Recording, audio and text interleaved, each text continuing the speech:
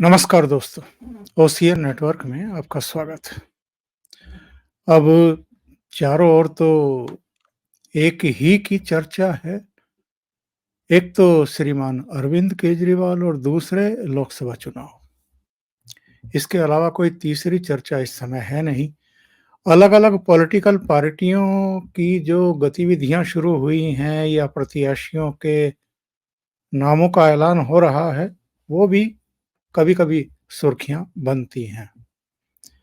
और ख़ास तौर से कुछ राज्यों की ज़्यादा चर्चाएँ होती हैं, क्योंकि उन राज्यों में जो सियासी हलचलें हैं, वो भी कुछ अधिक ही रहती हैं अन्य राज्यों की तुलना में।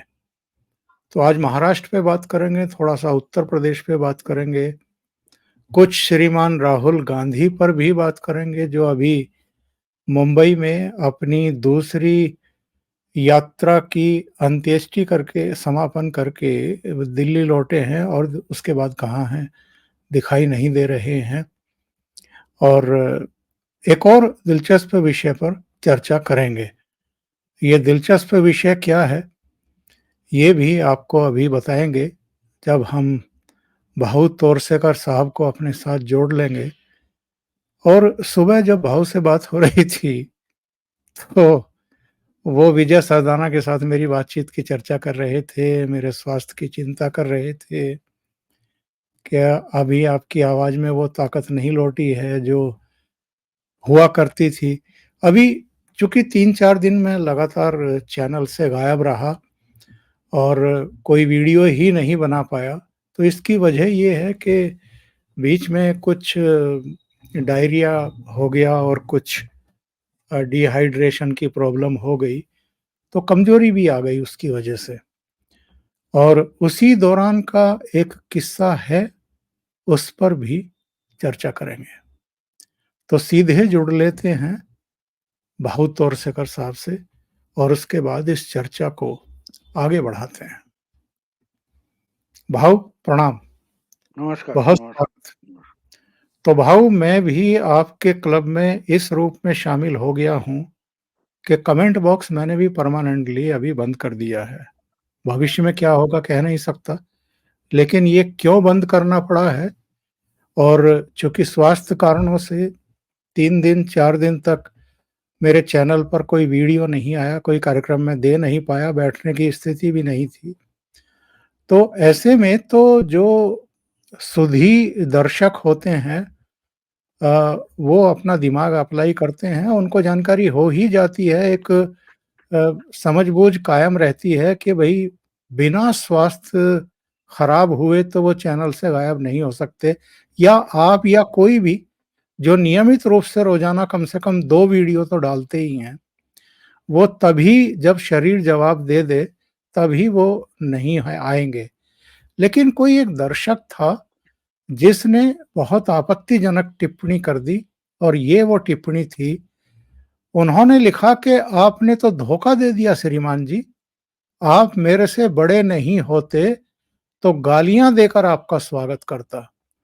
आपने केजू का मुद्दा तो ज़ोर-शोर से उठाया, लेकिन जब निर्णायक स्थिति आई, तो गायब हो गए।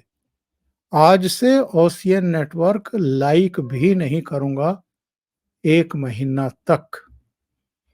और ये वो ट्वीट था जिसने मुझे अंदर तक काफ़ी वेदना दी, क्योंकि एक तो आप चाहकर भी जो करंट इश्यूज़ हैं उन पर बोल नहीं पा रहे हैं, बैठ तक नहीं पा रहे हैं। ऊपर से कोई नासमझ टाइप का आदमी आकर के बिना आपकी उम्र का लिहाज किए, बिना आपकी सेवाओं और आपके अनुभव का सम्मान किए, अगर इस तरह की बातें कर जाए कि आप बड़े हैं, नहीं तो मैं गालियाँ दे कर के आपका स्वागत करता। हुँ। भाऊ ये बहुत पीड़ादायक होता है। आपने क्यों कमेंट बॉक्स किया था और मुझे क्यों कमेंट बॉक्स बंद करना पड़ा? मुझे लगता है कि कहीं न कहीं इसके लिए इस तरह के जो नासमझ और उद्दंड दर्शक हैं, वो ज़िम्मेदार हैं। कई बार बहुत उल्टी-सीधी टिप्पणियाँ कर जाते हैं और उसका भी खामियाज़ा हमें भुगतना पड़ता है। बिल्कुल, देखो मेरा चैनल तो मैं हमेशा बोलता हूँ कि कोरोना के कृपा से शुरू हो गया, कोविड के कृपा से शुरू हो गया। तो उसके पहले यानी चैनल शुरू करने के कारण ही यही था कि ऐसे किसी नालायक श्रोता के कारण मेरी समझ में आया कि ये मीडिया की ताकत क्या है। उन्हें टाँग तोड़कर गले में बाँध दूँगा, वगैरह गाली दी थी। और किसी ने और कुछ तो नीचे किसी ने एक कमेंट लिख दी, इसके कारण किसी तीसरे ने पुलिस कंप्लेंट कर दिया कि ये शरद पवार का मर्डर करने वाले हैं, ये प्लान बना रहे। तो मेरे तो 2 दिन खराब हो गए ना, पुलिस थाने जाना पड़ा, उनको जवाब देना पड़ा और उसमें मेरा क्या था? मैंने मेरा भी नहीं था, एक अक्षय नाम का लड़का है, उसके चैनल पर मैंने वीडियो बनाया था। ये तो झंझट हो गया, आपको मज़ाक करना है।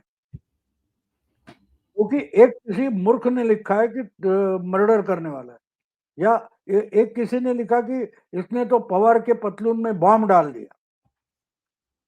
दूसरा बोलता है इसके आधार पर कि भाऊ मर्डर करने वाला है और तीसरा जाकर पुलिस कंप्लेंट नहीं देता है। तो हमारे तो जिंदगी के 2 दिन खराब हो गए ना। वो पूना से उठकर पुलिस मुंबई में आ गए, हमसे मिले, वो बोले गधे जैसी कंप्लेंट है लेकिन क्या करें, कंप्लेंट है तो हमको उसका ये करना पड़ता है। तो फिर मुझे पुनः जाकर वो पूरा स्टेटमेंट देकर और केस जो थी वो क्लोज करने के लिए मेरे 2 दिन खराब हो गए। क्यों? एक नालायक कमेंट कर रहा है इसलिए। तो भैया कमेंट मत करो, कमेंट ही मत करो, अच्छी मत करो, बुरी मत करो, कुछ भी मत करो।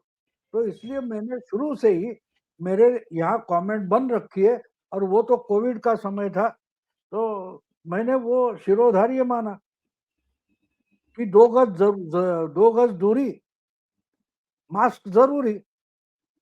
यानी जिनको सुनना है वो मास्क लगा के यानी अपना मुंह बंद करके देखे, कमेंट ना करे, क्योंकि हमारे पास इतना टाइम इनके लिए नहीं है। मैं हमेशा बोलता हूँ कि आपको कमेंट करनी है, हमारी गलती दिखा, अरे गलत है तो देखो मत। ये भी आपका स्वातंत्र है, फ्रीडम है आपको कि आप क्या देखे, क्या ना देखे। हम जबरदस्ती तो आपके घर में आए नहीं है कि हमको सुनो ही भैया। हम कोई चैनल नहीं है, रेगुलर चैनल नहीं है सैटेलाइट, हम कोई अखबार नहीं है और जो अखबार हो, चैनल हो, आप वो भी बंद कर सकते हो ना। तो आपको इतना दिमाग होना चाहिए कि आपके पसंदीदा तो हम नहीं बोलेंगे, आपको पसंद नहीं तो मत आ जाओ। अब आप किसी अच्छे खासे क्या शाकाहारी ढाबे पर जाओगे, वेज ढाबे पर जाओगे और वहाँ चिकन बिरयानी माँगोगे और नहीं दूँगा तो गाली दोगे, ये क्या बात हुई? तो बंद रखो। मैं मानता हूँ कि जितने व्यूज़ आते हैं, जितना टाइम लोग देते हैं, उसे पता चलता है लोगों को पसंद है और नापसंद है तो आएगी नहीं।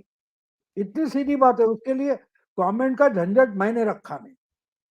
क्योंकि जिनको अच्छा नहीं लगता है या मेरी गलती लगती है, वो बंद कर देंगे, ये झूठा है, ये गलत बोल रहा है, बंद कर देंगे। लेकिन ये इसके लिए मेरे पास टाइम नहीं है।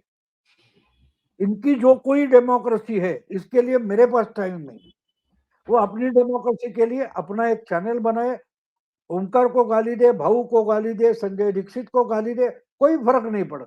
जो कुछ गाली देनी है, अपना आपको ओपन प्लेटफ़ॉर्म है, कोई भी आपके पास स्मार्टफ़ोन है, आप अगर यहाँ आकर कमेंट कर सकते हो, तो अपना चैनल भी शुरू कर सकते हो। दे दो, आराम से गाली दे दो।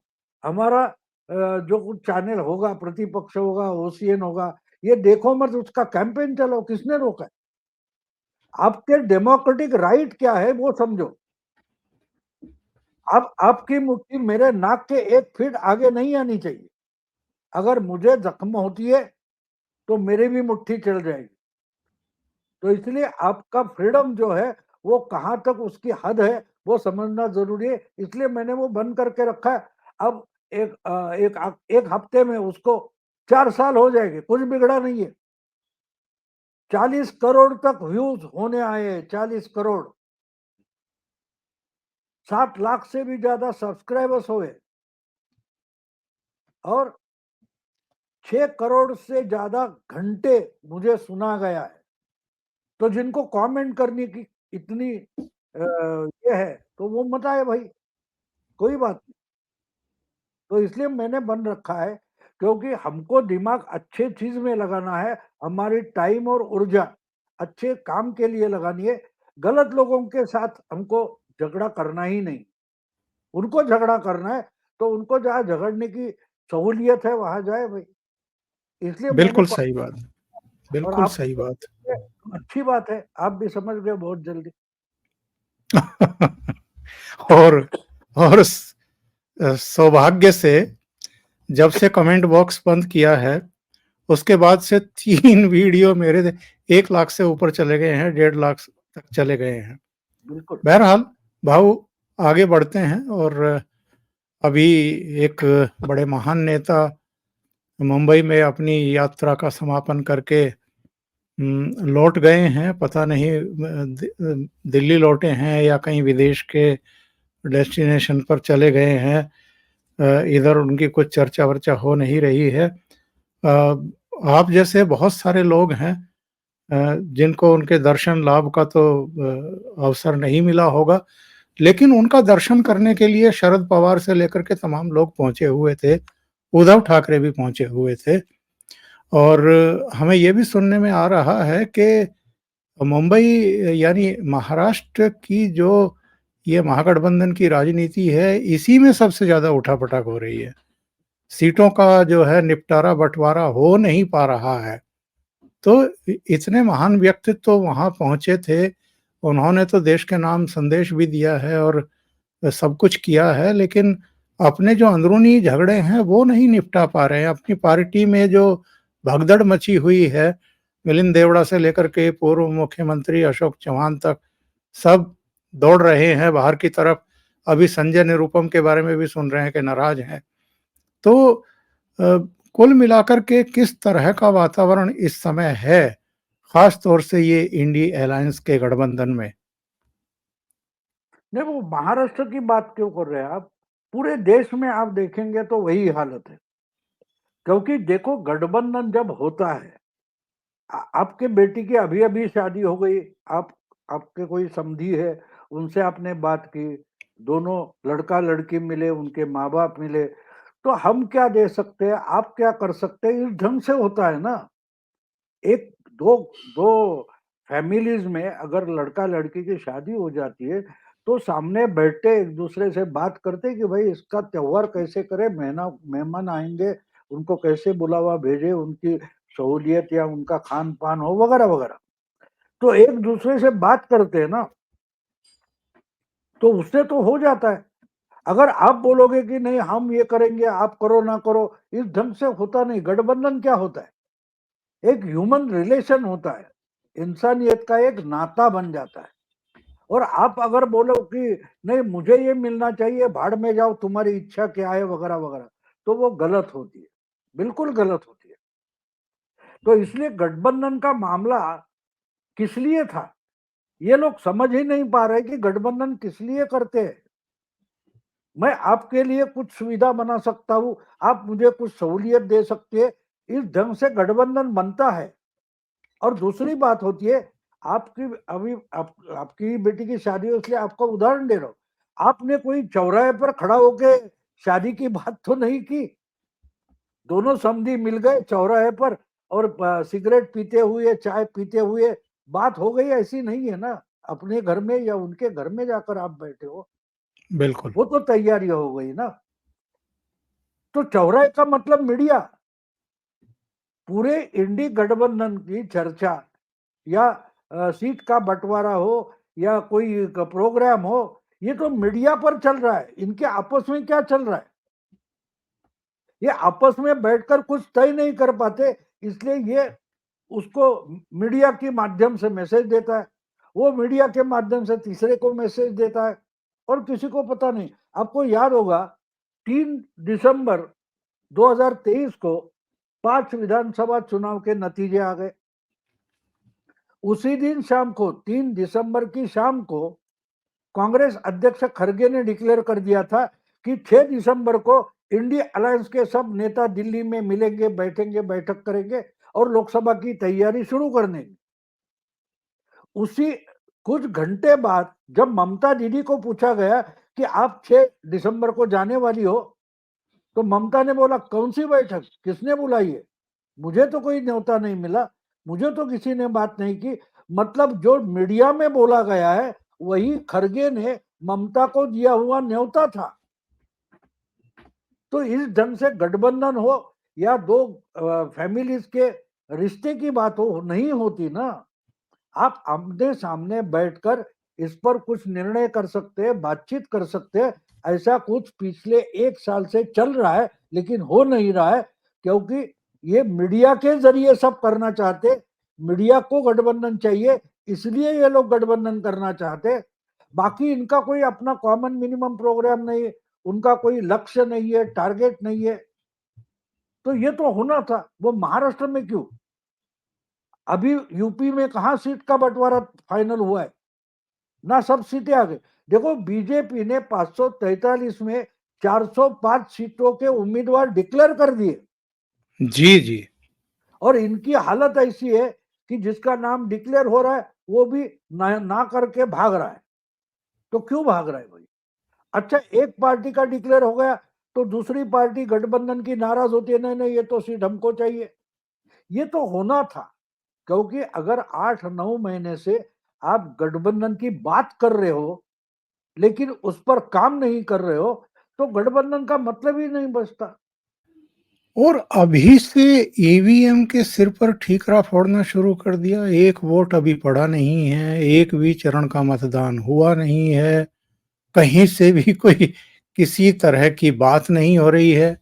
मतलब जब तेलंगाना में कांग्रेस की सरकार बनती है तो ईवीएम ठीक, कर्नाटक में बनती है ठीक, नहीं नहीं, वो तो पंजाब अभी में। आप हम लोगों को इस पर चर्चा भी नहीं करनी चाहिए, क्योंकि हमारे श्रोता भी नाराज हो जाएंगे कि कैसे किस गलत बातों पर आप चर्चा कर रहे हो।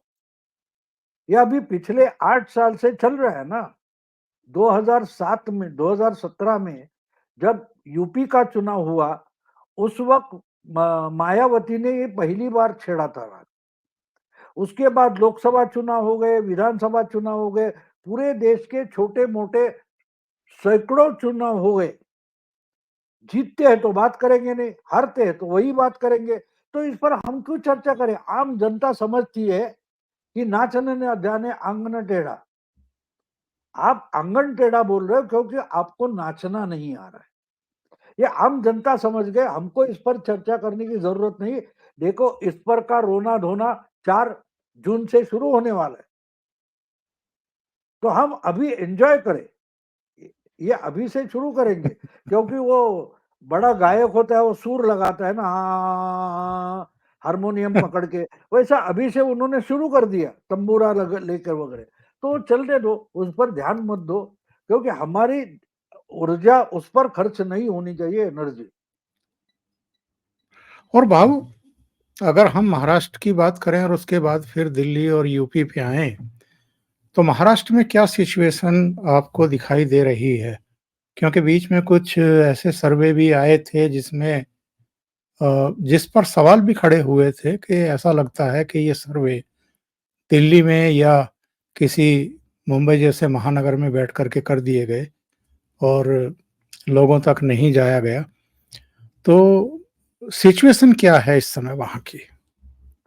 नहीं, सिचुएशन फ्लूइड है। देखो, एक बात होती है, सर्वे करते तो उसका कोई आधार होता है कि भाई पिछले चुनाव में इस पार्टी को इतने वोट पड़े थे। हाँ, तो इस वक्त क्या बात है, उसमें से क्या घटेंगे, क्या बढ़ेंगे। अब देखिए, बीजेपी और कांग्रेस महाराष्ट्र की जो है, उनका तो आधार मिलता है, क्योंकि पिछले चुनाव के बाद ये पार्टियां जहां थी वहां है।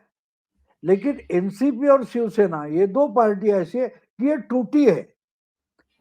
तो ये गुट हो या वो गुट हो, उसका आधार क्या है ये किसी को पता नहीं है। और आप जब कॉमन मैन के सामने जाते हो, तो अखबार पढ़ने वाले, टीवी चैनल की न्यूज देखने वाले कितने परसेंट लोग हैं? 2-3% से ज्यादा नहीं होते। अगर 90% से ज्यादा लोगों को पता ही नहीं है कि किसका कैंडिडेट किस नेता के साथ है, अजीत दादा के साथ कौन है, ये अगर वोटर को पता नहीं तो वो चाचा को वोट देगा, या पार्टी का नाम तो एक है शिवसेना यूबीटी और शिवसेना शिवसेना, एनसीपी जी। और एनसीपी एसपी, तो ये तो कॉमन मैन को पता नहीं होता। तो वो आएगा सर्वे वाला तो बोलेंगे आप भाई क्या, तो बोले पता नहीं, घड़ी को वोट देंगे या तीर कमान को वोट देंगे। उनको तो अभी शरद पवार की या उद्धव ठाकरे की चुनाव निशानी तक पता नहीं है। इसमें आप सर्वे करोगे तो आपके पास आधार कहाँ है, आधार कहाँ है, चाय की प्याली लाए तो कहाँ रखे भाई, जमीन पर रखे, टेबल पर रखे, कहाँ रखे, ये हाथ में दे दे, ना हाथ है ना टेबल है ना जमीन है। तो इसलिए 6 पार्टियां जो मेन पार्टियां महाराष्ट्र में, उनमें से 4 पार्टियां ऐसी है कि जिनका आधार ही किसी को पता नहीं। तो इसमें घड़ी अजीत दादा के साथ है, इसलिए हम उसको आधार पर उसके वोट गिने तो शरद पवार तो काटने वाले हैं। शिंदे के बारे में बोले तो उद्धव ठाकरे उनके वोट काटने वाला है, तीर कमान होकर भी। जहां तक उनकी नई निशानी पहुंचेगी, जहां तक उनका, मैं उद्धव ठाकरे को चाहता हूं तो उद्धव ठाकरे का कैंडिडेट कौन सा है, दोनों तो शिवसेना बोल रहे हैं, लेकिन लास्ट टाइम धनुष्य बाण को दिया था तीर कमान को, इस वक्त तो तीर कमान उनके पास नहीं है। ये कितने तो ये सब मामले, इसलिए जो सर्वे निकाल रहे उसका कोई आधार मुझे नहीं लगता। और अगर हम स्पेसिफिकली बारामती की बात करें भाऊ, तो शरद पवार का, उनकी बेटी का सब कुछ इस समय दांव पर लगा हुआ है। बिल्कुल दांव पर लगा है, क्योंकि इन्होंने सोचा नहीं था। देखो 2 साल से मैं इस बारामती के बारे में वीडियो बना रहा हूं, और इन्होंने सोचा तक नहीं था कि मोदी शाह क्या कर सकते हैं, घर में सेंध मारेंगे, ये इन्होंने सोचा नहीं था। और मैं लगातार बोल रहा था कि अजीत दादा नर्वस है, अजीत दादा नाराज है, लेकिन ये मस्ती करते रहे, और उसका कारण ही अजीत दादा ज्यादा से ज्यादा नाराज होते गए और दूसरी तरफ चले गए। अब महाराष्ट्र की बात छोड़ो, या अपना जो किला है, गढ़ है बारामती, वो बचाने की हालत में नहीं रहे शरद पवार, कितनी बुरी हालत है। अब देखो पिछले 2 महीने से खुद शरद पवार बारामती में ही बैठे हैं, ताल ठोक के, कभी एक दिन के लिए मुंबई आते वापस बारामती जा रहे। सुप्रिया सुले तो बारामती छोड़कर निकली ही नहीं है का, क्योंकि ये समझ नहीं पाए कि इनसे भी कोई अच्छा खिलाड़ी आ सकता है। अब देखो बारामती से लगकर एक दूसरी कॉन्स्टिट्यूशन माड़ा, 2009 में शरद पवार ने अपनी बेटी को बारामती दे दी, तो लगे हुए जो दूसरा कॉन्स्टिट्यूंसी है, चुनाव क्षेत्र माड़ा से चुनाव लड़े थे, जीते थे। अब उस चुनाव क्षेत्र से ये जानकर नाम के एक कैंडिडेट को लड़ाना चाहते थे, जो शिवसेना अलायंस से, बीजेपी अलायंस से तोड़कर वो लास्ट मिनट में निकलकर फडणवीस के साथ चला गया। इसके बारे में फडणवीस पब्लिकली नहीं बोले थे, लेकिन शरद पवार मुंछे तान कर बोल रहे थे कि जानकर को माड़ा दे देंगे, और जानकर ही वहां चले गए। तो इनको अंदाज नहीं आ रहा। ये हाँ, रोज गुगली की बात करते, गेंदबाजी क्रिकेट की बात करते, लेकिन आज की क्रिकेट कहां पहुंची है ये शरद पवार को पता तक नहीं है। शरद पवार जो क्रिकेट जानते हैं ना, वो ज्यादा से ज्यादा गावस्कर, और गावस्कर के बाद सचिन तेंदुलकर तक की क्रिकेट उनको मालूम है। लेकिन सचिन तेंदुलकर की भी क्रिकेट अब पुरानी हो चुकी है। अब सही। महेंद्र सिंह धोनी और विराट कोहली कितने फिजिकली फिट होते देखो।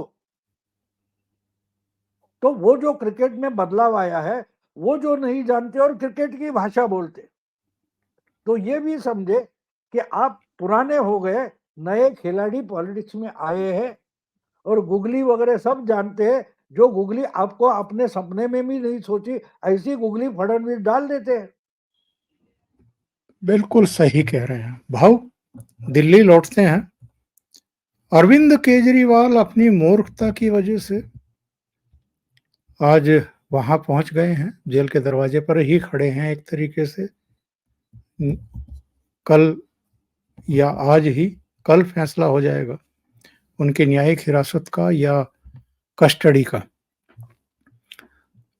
खबरें फैलाई जाती रही हैं, बीच-बीच में ये भी फैलाई जा रही है कि बड़े बीमार पड़ गए, अचानक उनका शुगर लेवल नीचे आ गया है। लेकिन टैक्टिस अभी भी जारी हैं, बयानबाजी अभी भी जारी हैं। जेल से सरकार चलाएँगे, अभी भी दंभ भर रहे हैं और मूर्खतापूर्ण बातें कर रहे हैं। जो आज तक नहीं हुआ हिंदुस्तान में, वो करने और चलाने की कोशिश अभी भी कर रहे हैं। केजरीवाल का और आम आदमी पार्टी का भविष्य क्या देख रहे हैं भाऊ?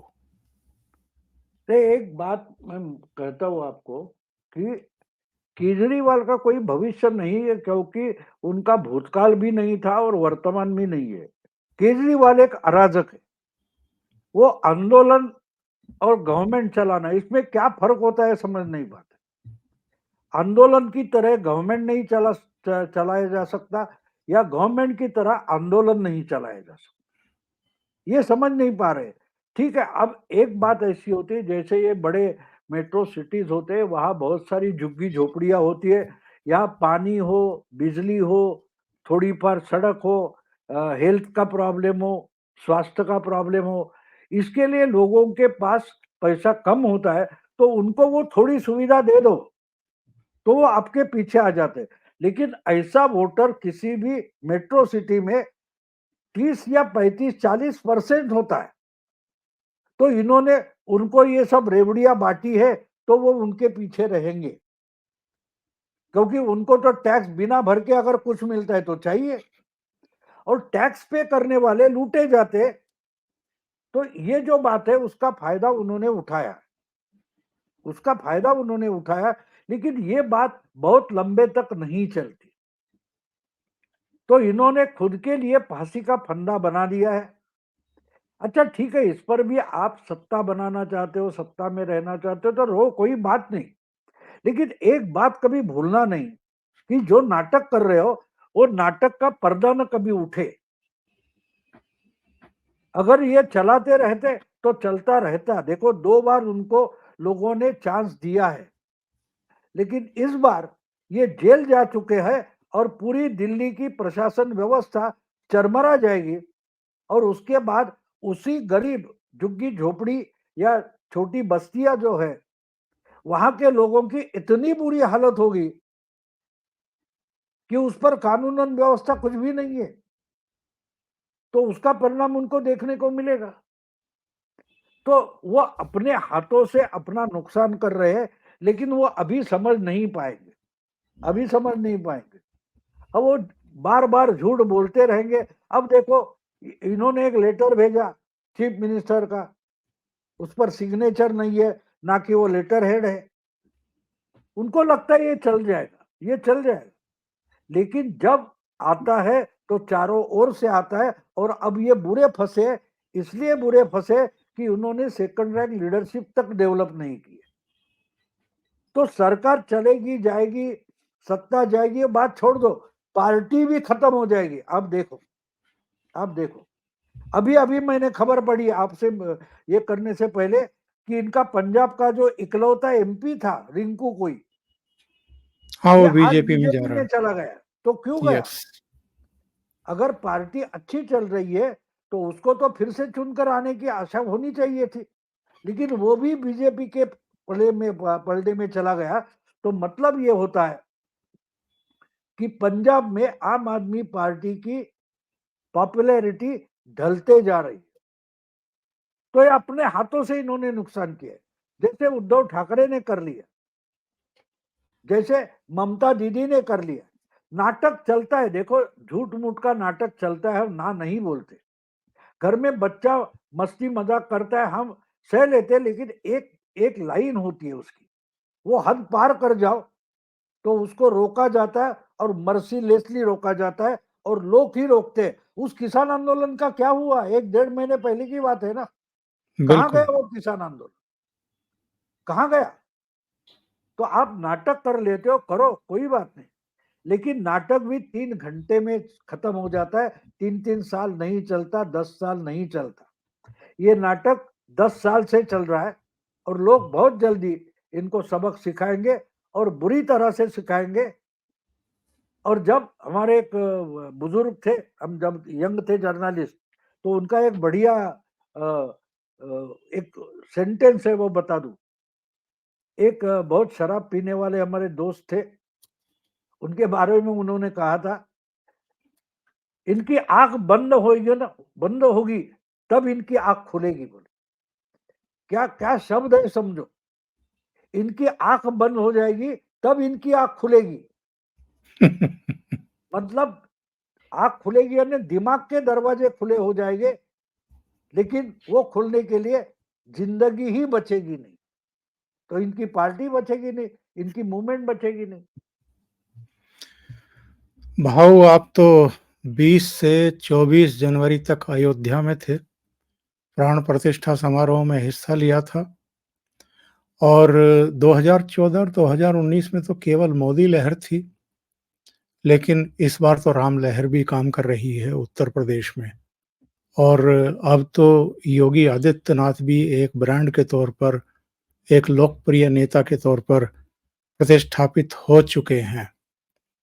ऐसे में जबकि सोनिया गांधी डर के मारे रायबरेली से चुनाव लड़ने के बजाय राज्यसभा का रुख कर चुकी, राहुल गांधी भी नहीं लड़ रहे हैं अमेठी से, और उनकी बहन प्रियंका वाड्रा, आमतौर पर यह माना जाता है कि भाई कोई परिवार का ही सदस्य वहां से लड़ेगा, लेकिन प्रियंका भी रायबरेली से लड़ने की हिम्मत नहीं कर रही है। अखिलेश यादव की पार्टी में तो जूते बज रहे हैं, आजम खान रूठे बैठे हैं कि मुरादाबाद रामपुर का टिकट मेरी मर्जी के बिना कैसे तय कर लिया गया। ऐसी सिचुएशन में उत्तर प्रदेश से आप क्या उम्मीद कर रहे हैं? 80 में से 80 या थोड़ा बहुत ऊपर नीचे? नहीं, वो तो आ जाएगा। वो 70 से आगे हो गए और 80 तक पहुंच सकते। एक बात आप कॉन्फिडेंस देख लीजिए कि इन्होंने वरुण गांधी का टिकट काटा है, मनेका गांधी को टिकट दिया, और पीलीभीत से इन्होंने जितिन प्रसाद को खड़ा कर दिया, 405 सीटें डिक्लेयर कर दिए। अभी पहले चरण का पर्चा भरना चालू है, इतने में 405 सीटें डिक्लेयर कर दिए, शायद और 40-45 सीटें बची होगी डिक्लेयर करने की। जी। यानी कि जितनी सीटें जीतने के लिए लड़नी है, उसके आसपास बीजेपी ने अपने उम्मीदवार डिक्लेयर कर दिए। इसमें आपको कॉन्फिडेंस दिखाई देगा।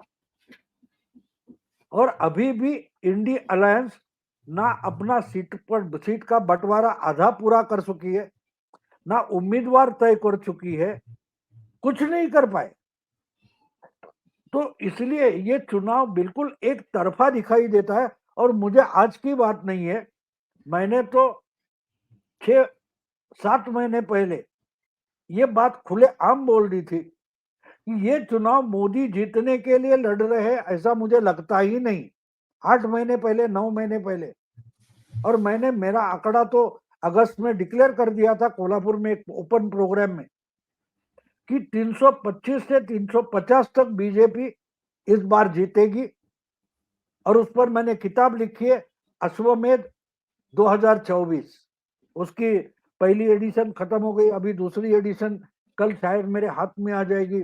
शुक्रवार को हमारा एक बड़ा प्रोग्राम है मुंबई में, पीयूष गोयल जहां से लड़ रहे उस चुनाव क्षेत्र में हमारा एक बड़ा प्रोग्राम है, मेरा इंटरव्यू होने वाला है।